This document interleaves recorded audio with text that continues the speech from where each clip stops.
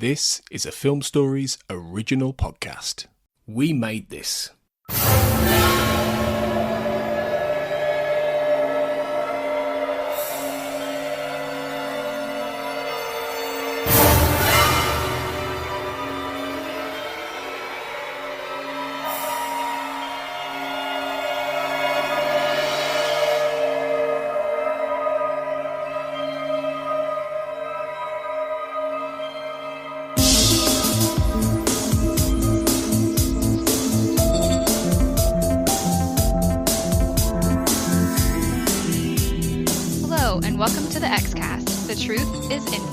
This is our special Fight the Future Minute podcast, and I'm your host, Cortlan Waters Bartley. You're listening to our coverage of Minute 75 of the X-Files Fight the Future.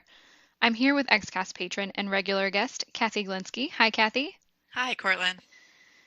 Minute 75 starts at 1 hour and 14 minutes as Scully kind of straightens up out of Mulder's arms right after she's been stung by a bee.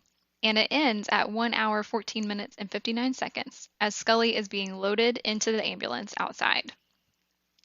And it has been kind of a roller coaster getting to this minute. In our previous minutes, Cathy and I have talked about Mulder's confession to Scully in the hallway. We have talked about some forehead touching, some forehead kissing, almost other kissing, and a bee sting. And here we are in the aftermath of really intense minutes.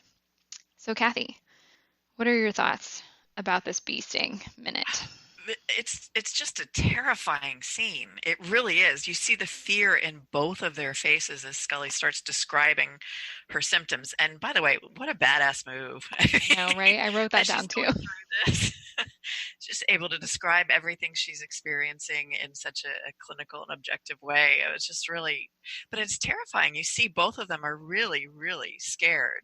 He's trying to process everything she's saying, trying to figure out how he can help her. And he's, kind of at a loss and feeling helpless as she's crumpling in front of him. It really is so effective. Yeah, I know I mentioned in our previous minute, but I think Gillian Anderson's facial expression, her work in those expressions on Scully's face really helped us, propel us through some quiet seconds. And it is definitely, I think, in this minute, David Duchovny's turn. I think that he's acting better in this minute than he was in the previous. I mean, I think that he did a great job with his monologue and the almost kissing. All of it was great. But I think in this minute, he has some really powerful, emotional, expressions. Yes. Yeah, absolutely. The fear, the hopelessness, oh man, what do I do? What do I do? The anxiety and urgency. It's all there, and it's all played out so well, and you get that from every expression on his face. Yeah, I think there's right at the start, Scully says that she's having lancinating pain in her chest because everyone knows what that means, and the way he says what, he's so alarmed, but so quietly. But so alarmed immediately to learn that she's having any kind of pain. Because I don't know, maybe Mulder knows what lancinating pain means. But I looked it up because I did not know. It means stabbing or piercing, in case anyone else also did not know. Sense. Sure, it does. It makes perfect sense after you as things up, do. Right. But I think right in that, that first kind of where he's that first initial alarm is very powerful, really gut-wrenching, I think. He's so worried. And I mean, at this point, he really has no reason to believe it's anything other than a bee sting. Right. So, to learn that she has pain is so alarming. Yeah, and just seconds earlier, he thought he screwed up by trying to kiss her. I mean, the range of emotion he's going through in a matter of 5 seconds, it's amazing. And you see every bit of it. Yeah. I think it's just really really powerful right away. And as you mentioned, it is very badass of Scully to self-diagnose as she's falling down slowly. Yeah. She is not going down without a fight. She is got it. She's nailing those symptoms right down. I mean, even though, again, do we know what lancinating pain? It doesn't matter. She knows, yeah. Yeah. And then he has to make the decision to leave her. like he helps her to the floor, and then he has to rush to his apartment to get his Yeah. phone, and you see that on his face is, I don't want to leave her, but I have to help her. What do I do? What do I do? And runs to his apartment to call 911. Yeah. And always, every time, even though I've seen this movie, dozens of times, every time he leaves her in that hallway, I always think he's going to leave her in that hallway and come back and she'll be gone. Yeah. Like, And I don't I'm know sure why. I know what happens. But every time I think, nope, Scully is going to go missing out of that hallway. No, I think you're feeling that because that's what's conveyed on his face. I mean, he's scared of that. He doesn't want to leave her. He doesn't want to let her out of his sight because something could happen. And, well, something is happening. Yeah, something is happening. And I think it's really, I think right up until the moment where she says, I have no allergy, there's reason to believe she's just allergic to bees. Yeah. Yeah, that this is some kind of normal medical thing. We don't, and I mean, I suppose we as like X-File, if you're a, regular X-File viewer, you might remember previous episodes where bee stings cause greater problems than, that is established, but it's not like it's a regular, I don't know, it doesn't happen that frequently, at least in the show. We know that it happens, but it's not something that we really talk about a lot. And so I don't know, like, do we really? I have more suspicion about her reaction. To me, I don't think I ever thought, oh, she's having an allergic reaction, just because we know something's being done with the bees, and we've known for a while that bees are used to do bad things. So I think I was immediately suspicious that it's more serious than shock from the anaphylactic shock. Oh, sure. No, I think for viewers, sure. Yeah, we know. I mean, we can hear the music. Right. Okay. But Mulder might not know. Yeah. I don't know. And even, I mean, I think Scully is alarmed because she is in pain. Like, I think, Right. I don't know. Yeah. But I don't think that either of them have, I mean, Scully maybe for medical reasons, but like, I don't think that he at least has reason to think it's as serious as it is yet. Because I mean, we know a lot of things that they don't. But so yeah, he lays her down in the hallway to go call for help. And once again, I think the tone in his voice and his expression as he's on the phone, I mean, some of the best, like Mulder worry. The way he's just so choked up with emotion that he can barely get the words out, and it's definitely affecting how he's speaking and the urgency in his voice. It's really some of the best acting in the movie. Yeah. He is just genuinely very scared. And like he says that he has an agent down. Oh, it's so sad. It's so sad. And at that point, she has just told him, I have no known allergy. And he's putting it together that it's not just get here because of a bee sting, get here because an agent's down, something has been done to her. Right. We do not need an EpiPen. We need something else. Right. Exactly. Yeah, something more serious is going on. But nonetheless, we have this really intense moment where he calls for help, and then we kind of jump cut to the paramedics arriving. Right. Which, there's only so much time in minute 75. So we'll take it.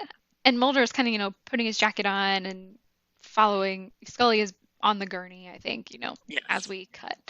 And we're going to get ahead of ourselves just a little, Cathy. But because you and I have talked about the black-haired man before in previous episodes, or in previous minutes, and how he did a pretty good job pulling off his work for the syndicate. I mean, pretty smooth on his part. I kind of want to talk about these paramedics. Okay. I have a lot of questions about, as I'm sure I have a lot of questions about this scenario, because on the one hand, I think this is another smooth move by the syndicate. Like, whoa, that was slick. They sent fake paramedics. Yeah. And it is very subtle than it could have been, at least in our minute. It's very subtle. But on the other hand, how did they know? How did they know that was going to be the precise time the bee would sting her? Yeah. How did they know there was even a bee there? Have they just been hovering? Have they been silently following Scully everywhere she goes so they could scoop her up as soon as she was stung? That's probably the most likely. Okay, that is fair. Someone has followed them out of Texas and is like, I bet there's a bee Right. somewhere on one of them, and one of Yeah. them is going to get stung. Like, maybe. But to know that, well, I guess the paramedics would be the right move. But they wanted Scully. How did they know that the bee would sting Yeah. Scully? No, I know. Get caught in Mulder's jacket, Right. right? I have a lot of questions Well, about he how was they wearing knew. a jacket. He was just wearing his T-shirt by that point, so we could see his arms. But so Right. it was naturally Scully. Well, right, and Mulder changes clothes right after Texas. He changes, I think, before he goes to see Kurzweil. Yes. So it, I guess, had to be Scully. But Right. also, they were pretty clear in, or, they were setting themselves up to take Scully. Maybe they were going to take her one way or another. Yeah. But how did they know? Yeah. That this was It's just going to happen? incredible luck on their part. They were prepared for any eventuality. Of course. And this worked perfectly. Yeah. So I don't. And this is one of those things where I'm like, wow, they pulled this off so smoothly, but also, how? It's one of the things I prefer not to analyze because I want to love this movie. I mean, no, and I do love this movie. Yeah. But I also love to think about things like that sometimes. I'm like, these fake paramedics have been waiting to be dispatched. They were ready. And so I guess, again, good for them. They have pulled this off very convincingly. Very, yeah. Yeah. We will not talk about what happens in the next minute because that is not our minute. That's not our minute. Darn it. For now, they're pulling it off so well. Yeah. Good for them. But I really also want to give Mulder some kudos here because he is relisting the symptoms that Scully described. Yeah. From his panicked state, he was still able to take that in and hold on to it and repeat it back to the paramedics, which is very impressive. Yes. I mean, and then he throws in the bee that stung her might have been carrying a virus, which, good job. I mean, that's such a Mulder move. It is. It is. Don't just that might be the most ridiculous explanation because it's true. Yes. Well, and that might be him recalling what we also recall about previous episodes with bee stings. Like, hey, this has happened. This is a real thing. Yeah, it could have just popped into his head at that point. I bet that's what's going on. Right. Yeah. And I mean, that is the way Mulder's brain works. He does leave out the word lancinating. He doesn't say that she had lancinating pain, but he does remember pretty much everything else. Yeah. So I think that's good I think that's pretty impressive. Yeah. And so then we've got Scully on this gurney with the paramedics that we don't yet know are fake, but okay. And they take her out of the building and they load her in an ambulance, and that is where our minute ends. So did we miss anything, Cathy? I don't think so. This was such a fast-moving minute. Mm-hmm. It's contrast to the last 3 minutes we had where it was just slowly moving us through the emotions. This one just went really, really fast. Yeah, no, we are back into the action. This is definitely a minute that transitions back into the things are happening part of the movie. There is one more thing I wanted to point out. Oh, good. The tile on the floor in Mulder's hallway is honeycomb design. Yeah, I've noticed that too in the past, or I've looked at the floor and thought that is an odd floor for the hallway in Mulder's apartment building. But it was also the only time they've ever used that tile in Mulder's hallway. Every other time you see it in the show, there's carpeting. That was a choice for this. Isn't it wooden once too? Isn't it wooden later? Don't we get that shot of Scully? I think when X drags himself over the floor. And isn't it in oh my goodness, in like Amor Fati maybe? Isn't it wooden? When she her heels. Yeah. Anyway. But this is the only time it's been tile. So, and it's they use the honeycomb tile as they were recreating that set. I too have noticed the floor there as being an odd floor for that hallway. So okay. I think that wraps up everything for minute 75. Do you want to share where people can find you? Yeah, you can find me on Twitter talking about the X-Files. I'm Cathy G, and that's at Catherine Glins 2. And sometimes I am in the Basement Group on Facebook. I too am on Twitter and Instagram. You can find me by searching for my name, Cortlan. And Cathy, I think this is our last minute together for the duration of the movie. Yeah, it is. That's awesome. I mean, you're gonna be back again sometime? I don't think I have anything later. I think okay. this is the last. I still have to record some earlier, but Sure. it's confusing. It's very confusing. Well, it has been great to talk to you. We have had some awesome minutes. We have, yeah. It's been so much fun. Good. All right. Well, everyone, until next time, as always, trust no one. Elsewhere on We Made This. The giddy carousel of pop. I opened the magazine. The bits that were nearly sticking out on page 3 were Simon Le Bon's bits. Lads, you know, one of the boys is nearly out the barracks there. I mean, if shorts had been any shorter. But how far apart are his legs? He looks like he's about to go into the maternity ward. How do they get them into these positions? Like, whose idea is it to say, Simon, sit on this stool here with the white satin sheet over it, lift one leg up really high, part the other knee as far away from it as possible, and look slightly to the right and pout. And if you could just poke your left bollock back into your shorts.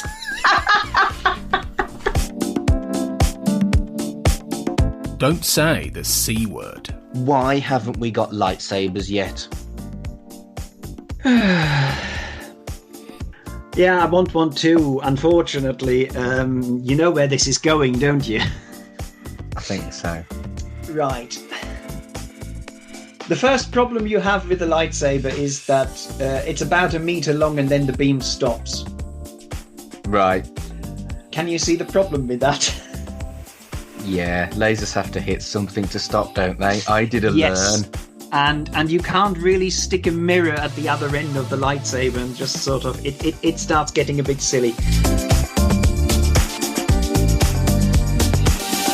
The Movie Palace. And I don't know about you, but I think Warren Beatty kind of exemplifies that new sentimentality in a way, and it's one of the reasons why I think he fitted very well with not just his role as Clyde, but his role as a producer. And if it wasn't for Warren Beatty, this film never would have been made. Yeah, he's very interesting in that respect because he's a very hands-on kind of figure. And, you know, there are films like What's New Pussycat where he kind of backs out when it becomes clear he won't be able to exert that level of autonomy, for instance. Yeah, it's very true. And, of course, he goes on to be a filmmaker, even an Oscar-winning filmmaker. I think he won the Oscar for Reds towards the tail end of the era you're kind of covering on this podcast, really. So, yeah, I think that's very true. Check out all of these shows and more on the We Made This podcast network.